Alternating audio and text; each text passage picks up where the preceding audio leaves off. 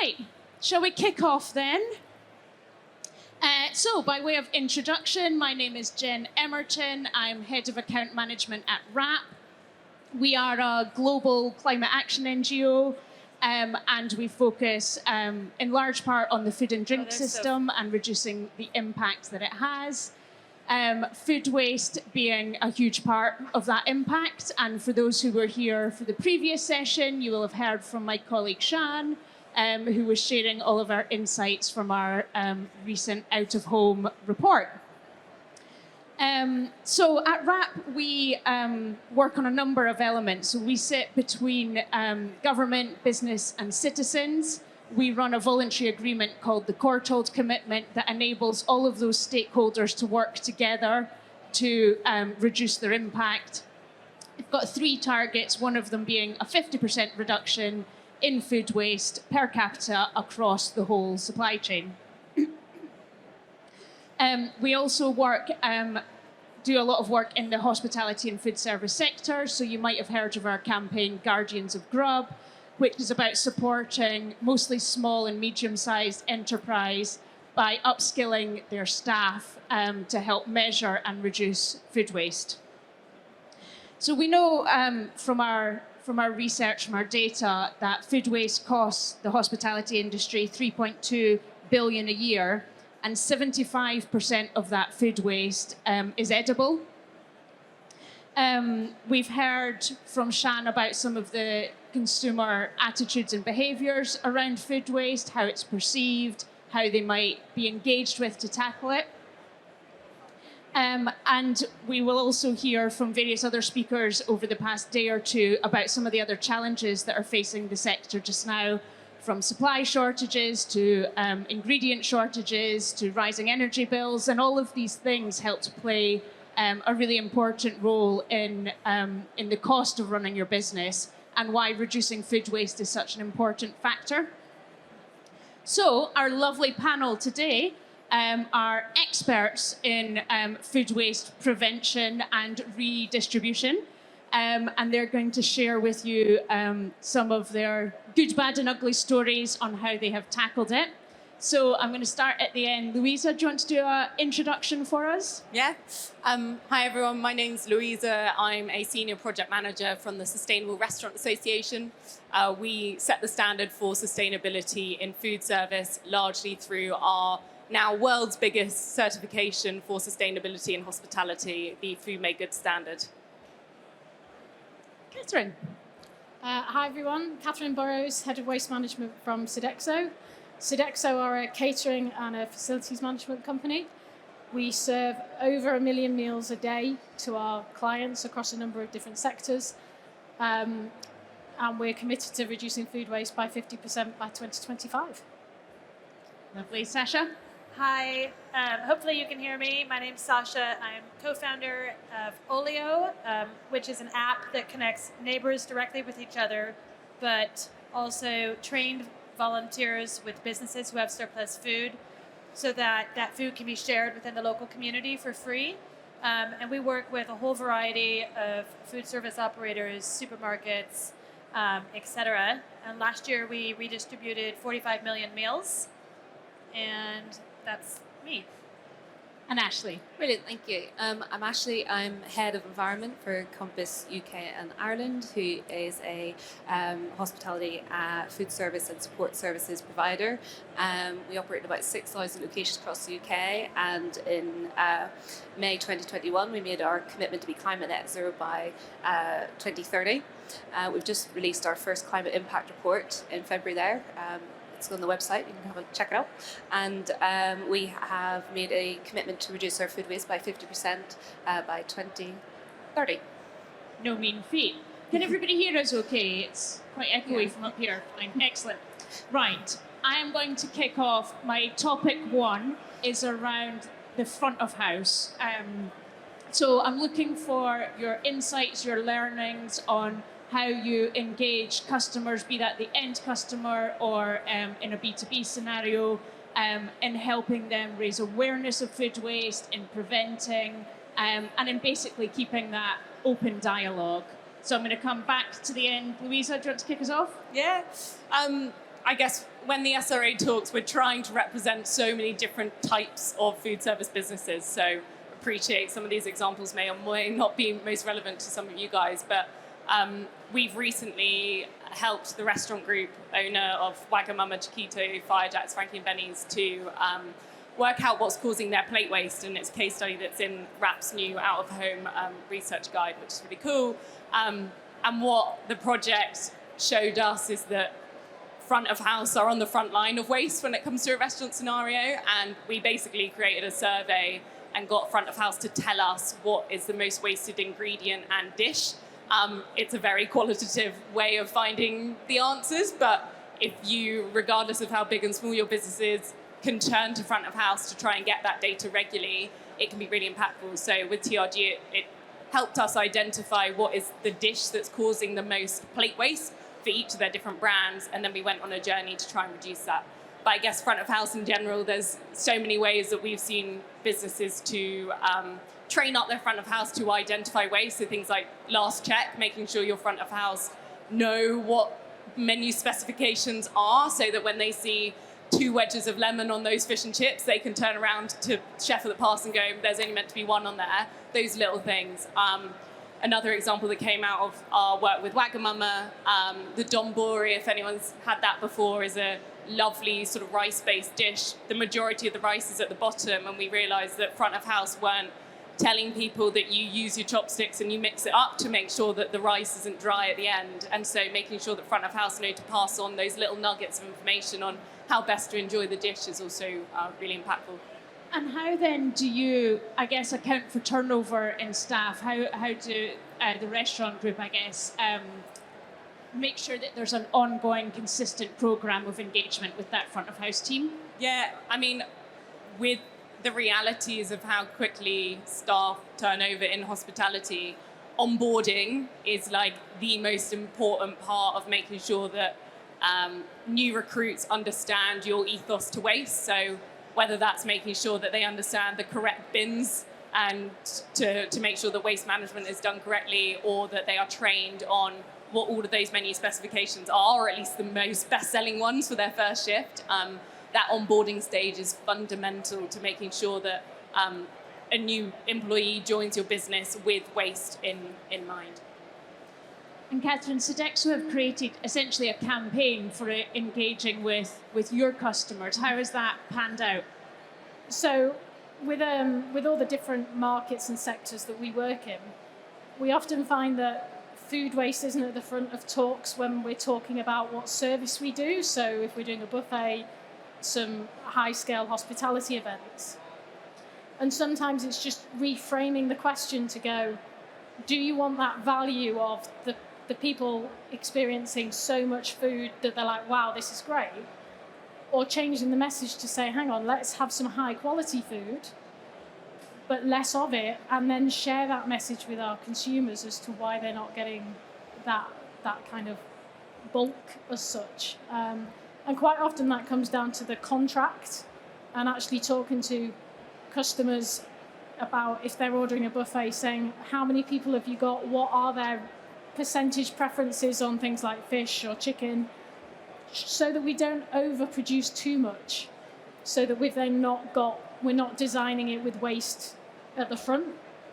But it is a cultural change that is needed for people, especially when they're going to large events, to realise that buffets shouldn't be piles high full of food. They should be enough to feed people, and people might have to wait while we recook food.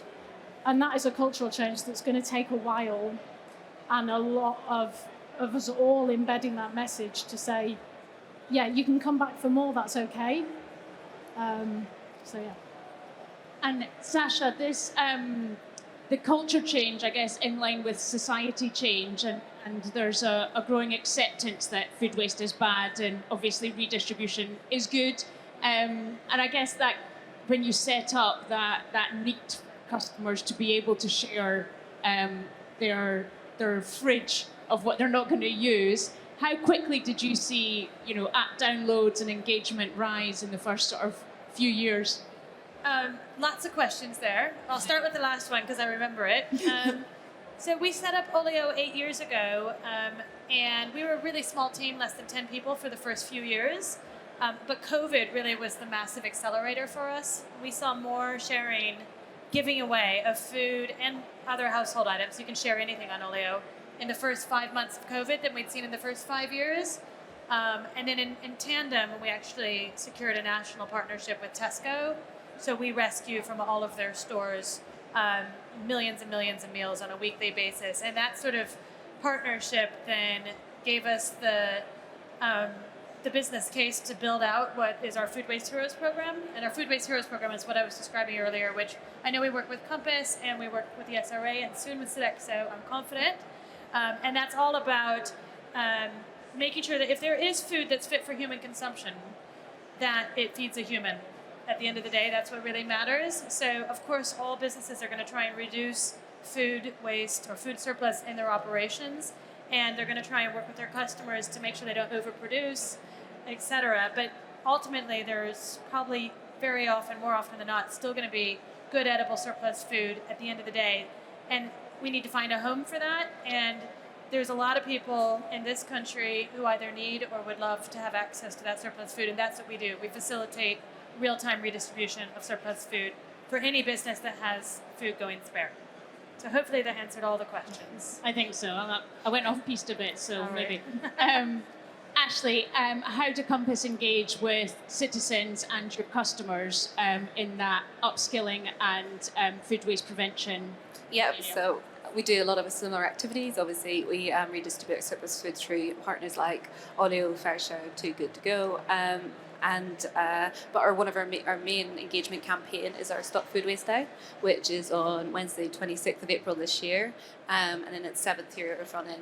So every single year we produce materials, engage with our clients and our customers, and we work across like a range of sectors, right from school children to military, hospitals, and we tailor that message to whatever sector we're in. So, for example, last year at Chartwells, who's our education catering provider, they created a fuel podcast for higher education students, and they ran, our 50 nutritionists ran workshops for like primary school children to teach them all about food waste, how they can reduce it, what they can do, and we're doing some activities this year. And I think that's really good that we can tailor that message, and especially for children, like they're our future, they're the ones that are going to be making the difference, and instilling those behaviours at that young age is really good. So Stop Food Waste Day. The power of pester power at Yeah. play. Excellent.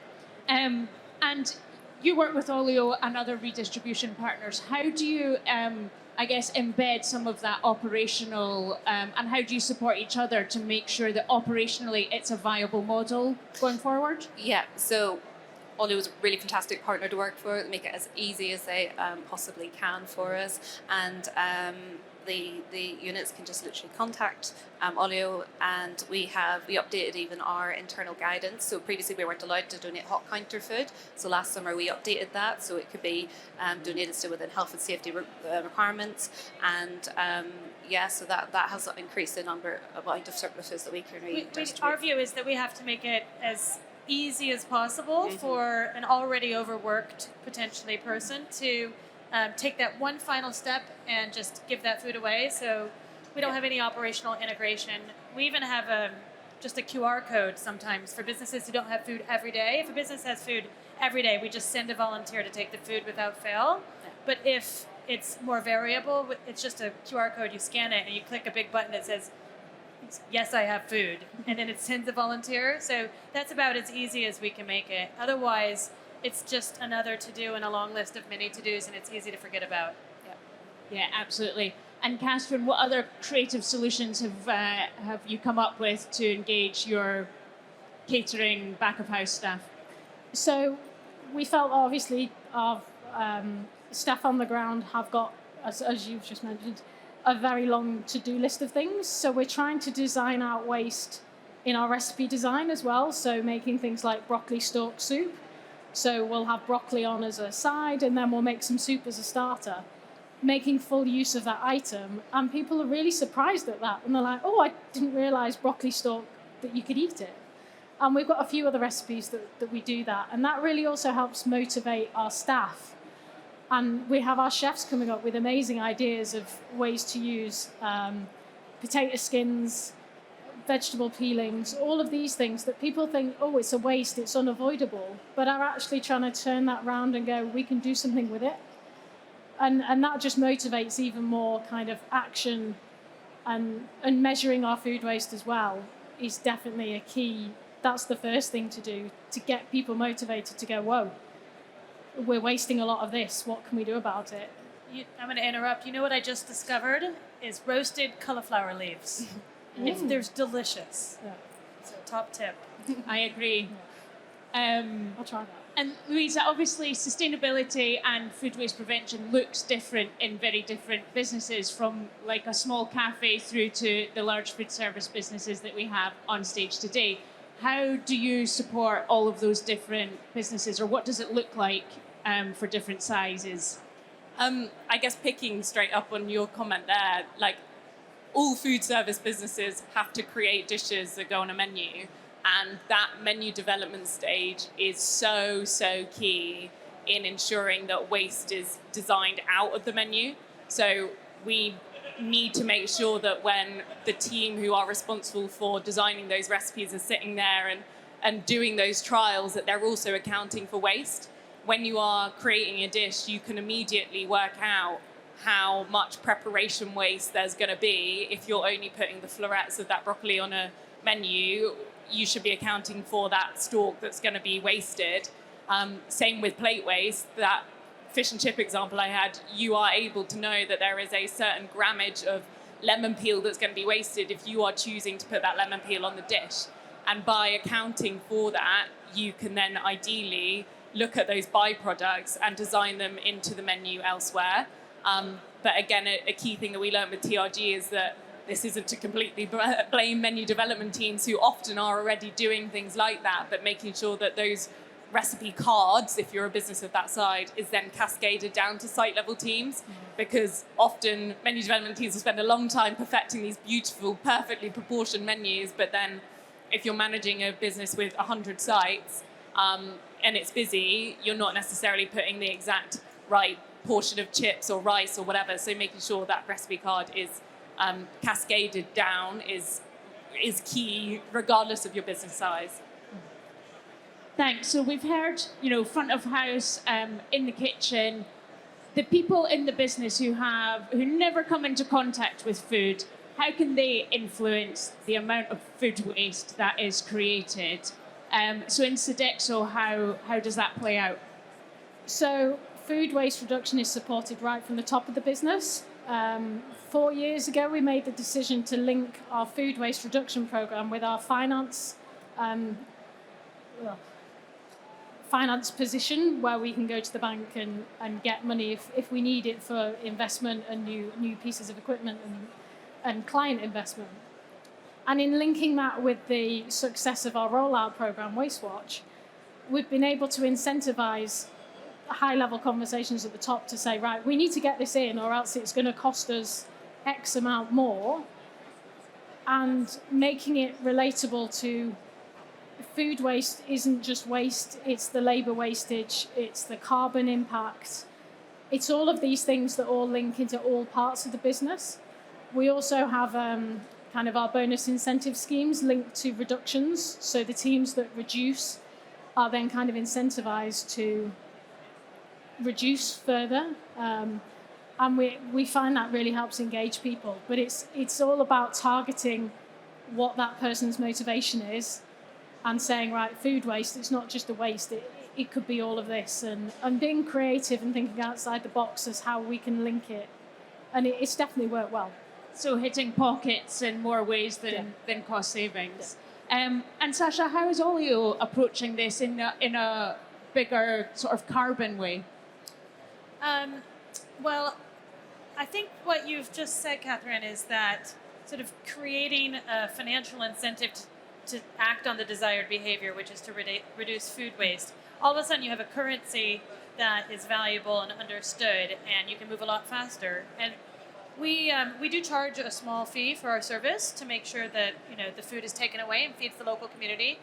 For some businesses, that's a barrier. So we've been getting really creative, actually, thinking about how we can monetize the food surplus to basically create that currency so that we can scale the Food Waste Heroes program. And the way we're doing that is developing the world's first carbon credit for food surplus redistribution. We're nearly at the end of a very long and complicated process of getting certified with one of the sort of world's leading certifiers, but it'll enable us to monetize all of that food surplus that's still feeding the local community, but it means we can charge less to the businesses that want to roll out with us if that's a barrier for them. So that's something I'm really, really excited about. And I mean, any business that's got a net zero target is going to have to, that's a food business, obviously has to think really seriously about farm to fork, all the suppliers. They're going to have to get down into the nitty gritty in the very near term, and then potentially having a carbon credit that's directly linked to the food surplus that your business is generating can be a really, hopefully, exciting thing. Excellent, that is exciting. And Ashley, you again have much wider business links to your food waste targets, right? Yeah, so we've just updated our internal menu planning system. So we have now require all units to record their food waste in 5 different categories. That's pre-production, post-production, plate waste, retail, and out of date. Normally food waste is like lumped together. So this will really help the units to identify where that food waste is being produced, and then we can put in really good strategic interventions to reduce food waste in those areas. We've done something similar to Sodexo, but we've linked the number of units reporting their food waste compliantly.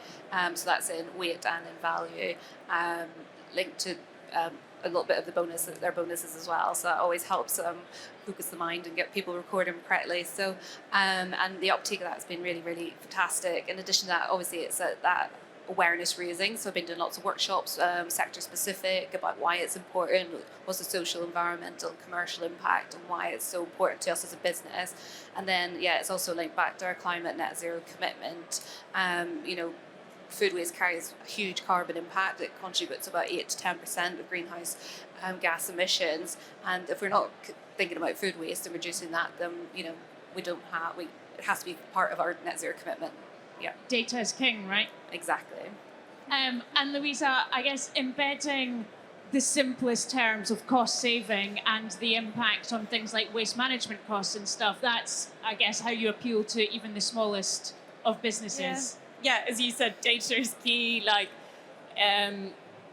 Not all businesses have the resource to employ a sustainability manager, a head of waste, but simple bits of data are accessible to businesses of all sizes. So it's really important that people are looking at their contamination rates, how much waste they're actually producing by kilogram a year, comparing that against the amount of covers, looking at how many kilograms of food they are buying every year, comparing that to how much is actually being used in those recipe cards that I mentioned. They're all free pieces of data, or they should be, if the right suppliers, partners that you're working with are reporting to you on those. Data is really, really important here, and it doesn't need to be a massive, scary Excel sheet. Just a couple of numbers that you make sure you look at every single month is really, really valuable. Excellent. On that note, does anybody have any questions for our lovely panel at this stage? No? Oh, down the front. I don't know, is there a mic? Yes, here it comes. It's coming.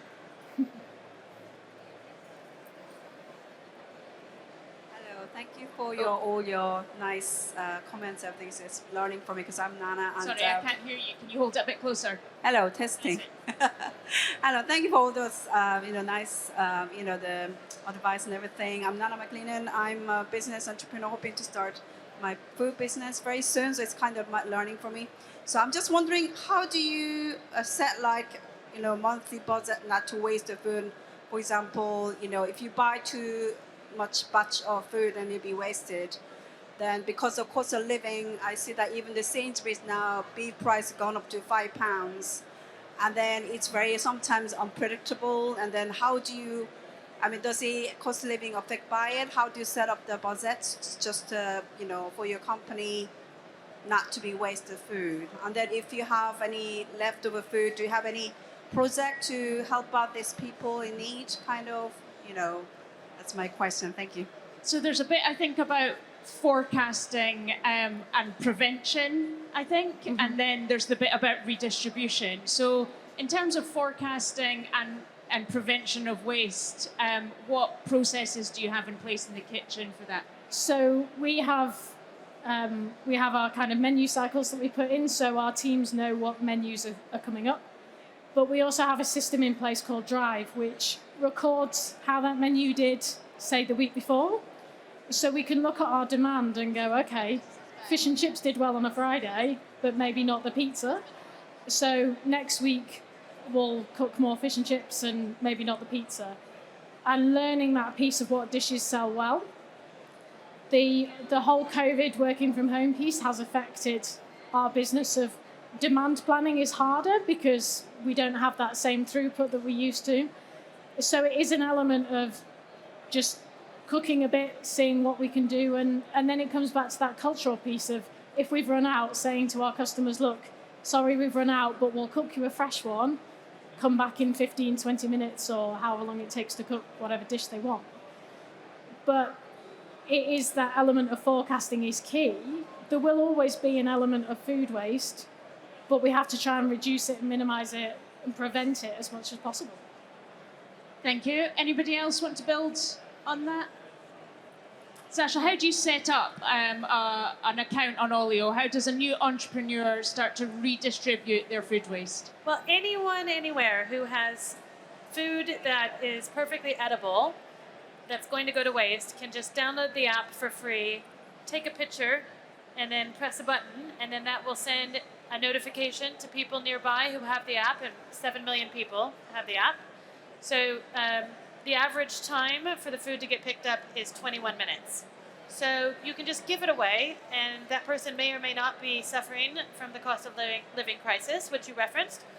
But either way, the optimal environmental and social outcome is met because that food is eaten, and that's what we need, is for food to be eaten. You mentioned it's 10% of global carbon emissions, or you did, and you know the vast majority of the food that goes to waste could have been eaten, and so technology is a really simple way to overcome that. So go ahead and download the app. Good luck with your business.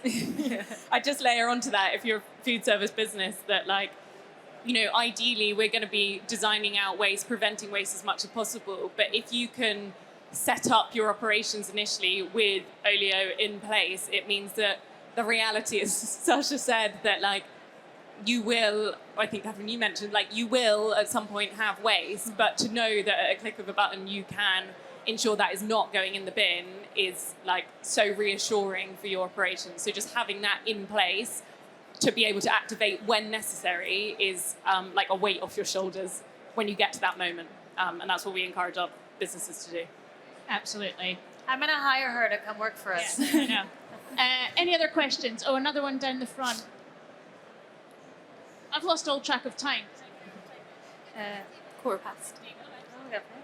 Hello, thank you. It's been very insightful. So my name's Anna. I'm from the Joubert Food Group. I'm just interested to know, you've spoken about a number of sort of initiatives in terms of driving culture, recipe cards, financially driven strategies / bonuses.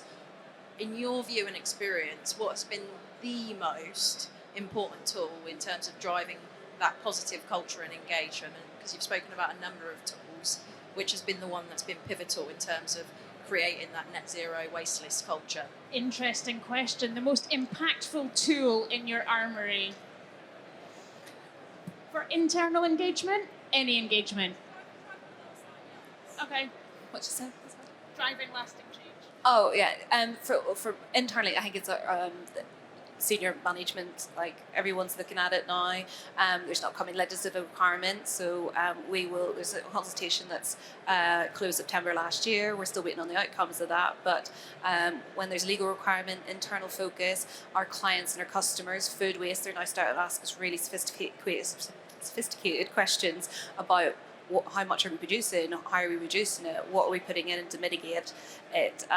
So we have all these contributing factors that actually everyone needs to be involved. Everyone needs to like really have great data, targeted interventions, and great reporting that we can give to our clients and customers. And then those then from senior management, obviously there is those commercial impact as well, that we want to have as little food waste as possible. And as you've onboarded more and more big businesses, what's the big cultural change that you think has made an impact? Well, those businesses that have set ambitious public targets that they stand behind, like we will cut X by this date, that actually does really work as a forcing mechanism, assuming that there's top-down, ownership of that target, and then it cascades throughout the organization, so everyone's incentives are aligned to deliver against the target. That's when businesses start to get serious.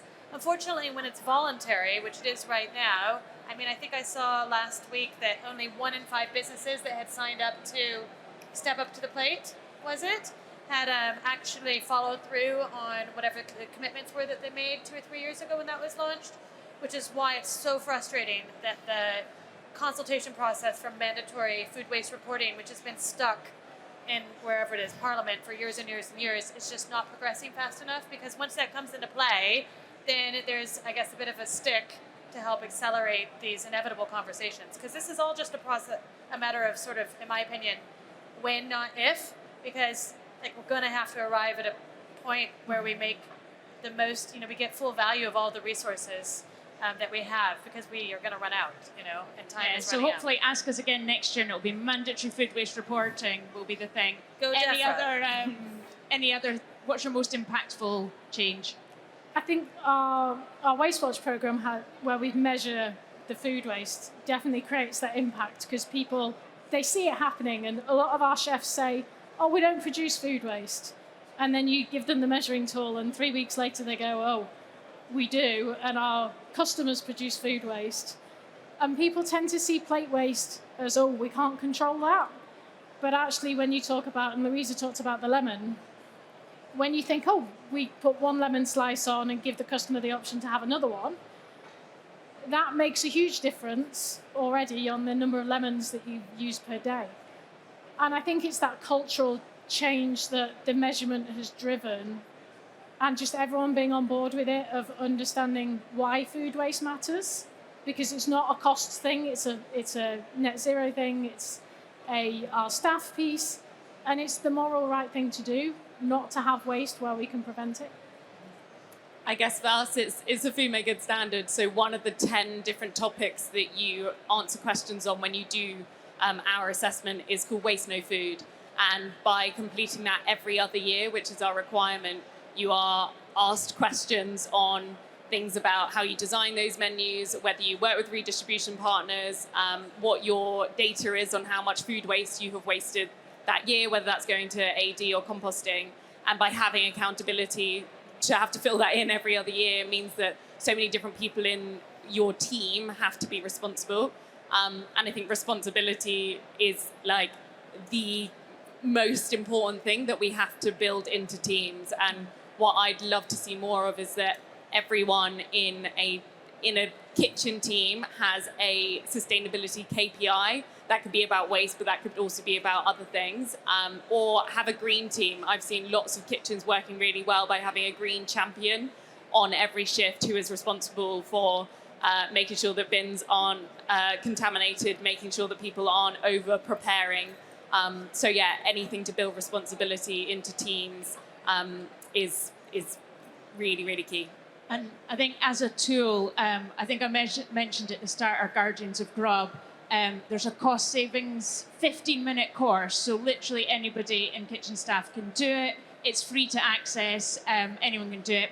It starts to embed that idea of measurement. And then you can go on to the next level course, which is called Becoming a Champion, which is usually like a nominated person within a kitchen, which gives them a bit of a broader view around how to take action at the different levels, depending on where your food waste is sort of manifesting.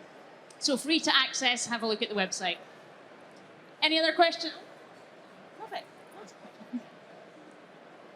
Hello, my name is Cara. I also work for Contact Catering. Hello? Up close. Hi. Hi. My name is Cara. I work for Lexington Catering. We also redistribute. Sorry, no, why not? Ah, Yeah. can you hear me now? Yeah, put it right on your chin. Hello. It's glamorous, isn't It's it? not glamorous. Yeah. It's like a beard. Yeah, so my name is Chiara. I work for Lexington Catering. We also redistribute with all your. We have an area which is hospitality, which is quite problematic because sometimes within hospitality we struggle with the client because the more the better. So it's more about having a big buffet, and it's very hard to have a food waste conversation within hospitality. So I just wondered whether you have the same problem. Also, we can't redistribute the food because it's been out, so it's not safe to redistribute. So it's a very tricky conversation to have with the client. I just wondered if you encountered the same issue and if you have any advice on how to have this conversation with the client. Yeah. So we have that problem. And when you approach a client about reducing food waste, often it comes back to that, you want to reduce, so we want to serve less food. That means it'll cost you less. Less labour. You're just trying to cop out and not cook enough food, so you're trying to take the easy way out, let's say. And that's a challenge because clients want lots of choices. So I was talking to a site just yesterday, and they were saying they have to serve 100%. So they have a room with 20 people. They have to cook 100% of the chicken, the fish, and the veggie because they don't know who's coming. And there might be a room full of vegetarians. And I said, can we not make it mandatory that they have to submit their orders? Or at least say, okay, chicken's always popular, let's cook more of that, less vegetarian. And if they all turn up and want vegetarian, they'll have to accept that they didn't put their order in. And I think it goes back to that cultural change of saying it's not about reducing cost. We're trying to save you money. We're trying to save you carbon. And especially those clients that maybe aren't at the forefront of the net zero journey, they don't quite get what their scope 3 and their food emissions are. And when people understand that, and I'm sure Ashley will agree, our scope 3 food emissions are huge. And actually, when you realise reducing and preventing that food waste in the first place has a big impact, as well as the energy that you use for cooking, the water you use for preparing, the labour, trying to build all those benefits into that conversation at the start to say, okay, yeah, we can serve 100%, but you're going to have 30 binfuls of food outside. Is that what you want? We then can't give it to Olio because it's been out on a buffet and food safety says we can't. So it's trying to address that front end piece and having those challenges, conversations with our clients to say, look, we really want to help you with this. And yes, your customers might not like it, but it's about that behavioural change. And we all have to make some sacrifices for us to have a nice planet at the end of the day, or else we're going to, Yeah, great, yeah. Find out if that client has done a impact report, a net zero target, and I think try and get them on board with understanding why things selling out are going to contribute to their own targets. I spoke recently, I did a workshop to a CH&Co site, and I was talking to their green committee and was explaining, and I was employed by CH&Co, the contract caterer, to deliver that for them on behalf of the SRA, and explained to them the reason why dishes sell out, and they were all like, oh yeah, that makes sense. And so building those ambassadors within the client site to try and chat to their teams about, oh yeah, but shut up, it's because, did you see that IPCC report yesterday? The world's dying. Where you can sort of embed you as the caterer into the ongoing internal sustainability conversations, or I'm sure some of your biggest clients have done a carbon footprint report and try and work out how much waste you guys are creating as a result of those buffets having to be always full, and in a much more subtle way than what I'm saying, try and present that to the client and show that this is a direct contribution that you're having to that, and in your next tender renewal, what can we do to not make that a requirement that we have to have those buffets constantly full? Last question. Hello, Is it okay? Can you hear me? Okay, thank you very much for everything that you all are saying. It's very interesting. I am Bhuvaneshwari and I'm from PETA Foundation. My question is not direct, like not related to food, the direct food waste, but an indirect form of it, because as we all know, animal-based food, they are far more resource intensive in compared to plant-based protein. And leading businesses like Burger King aims to have 50% plant-based by 2030. So my question would be for the Compass Group and Sodexo. I know you have targets like about 40% plant-based for Compass Group by 2030 and around 1/3 of the meals to be plant-based by 2025 for Sodexo. So my question is, like going forward, do you see in the near future setting goals or targets which are stronger, more effective, and world leading, like something like 80% plant based or even 100%? Because we know that that's the elephant in the room and one of the most like the leading causes of carbon, food waste, and biodiversity loss. And I can go on and on. But so since that's such an important part of it, do you see like setting higher targets to? Yeah, no, absolutely. I think it's going to be really progressive. Yeah, at the minute our target is 40% by 2030, and we're making really good headway towards that already. So we've just published our first climate impact report. That's released at the beginning of February there, and that's after 18 months after making our commitment to reach climate net zero by 2030. And we have some really, really good reductions against animal proteins. I think we reduced our animal proteins by 36%, which is about 388,000 tons, if I can get the words out. And meat and dairy as well, that we had reductions just over 46%, which is absolutely fantastic, just 18 months. So obviously we're going to increase our efforts to reduce that. It's an educational piece. It's a recipe re-engineering our recipes. We have like 4,000 chefs involved in that process. It's engaging with our clients. We also have clients coming to asking we want entirely vegan or vegetarian. Our Levy sector did a concert for Billie Eilish, and she wanted everything vegan, and we of course just provided that for her. So yes, we have 40%, but we can, if we're obviously going to aim for higher than that, and if our clients are coming asking us for veggie and vegan, then we can absolutely provide that. Our chefs are absolutely fantastic. To go back to your point about was it the cauliflower leaves, some of the chefs are creative people, and some of the things that they can come up with, I'm not a cook at all, but it's absolutely fantastic, incredible, and innovative, and it tastes absolutely amazing. And I think it's that when people realise oh, this is veggie, but actually it tastes really, really good, then our customers are going to ask for it more. We have a 50-50 burger, so we replace 50% of the meat protein with mushrooms. It tastes far better than it's a beef burger, and our clients want that now, which is fantastic.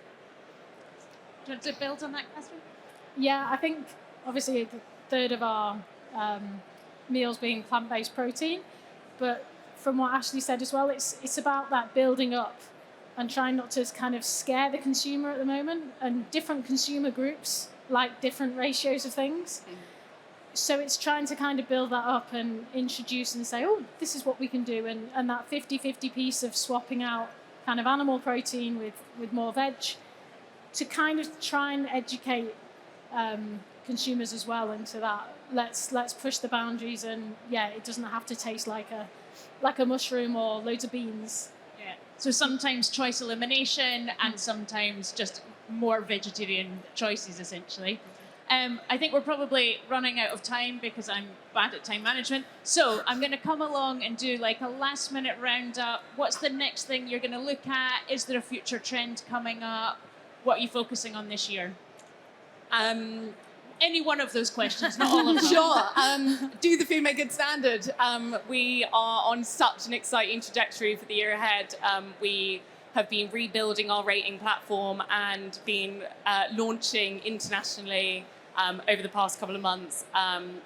We are the only organisation that assess food service businesses on their holistic sustainability. As I said, food waste is one of 10 areas that we look at and we rate you on when you do the rating.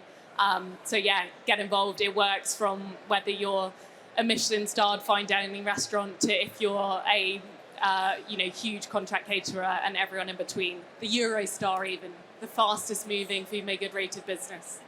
It works for everyone. So come and grab me at the end if you want to have a chat about how that works. I think it's all about, if you're not measuring food waste, start measuring it. Mandatory food waste collections and reporting for food service businesses are coming soon. Let's try and get ahead of that, because with that data you can then make meaningful changes and just engaging everyone in the process. I just want to say on a very practical level that is Sophie right there, and she's going to be here afterwards if anyone wants to talk to her, because I'm going to run and get my kid at school. But another thing I wanted to say is turn it into something that you're celebrating and using to help basically solidify your brand as a sustainable brand. Employees hate throwing away good food.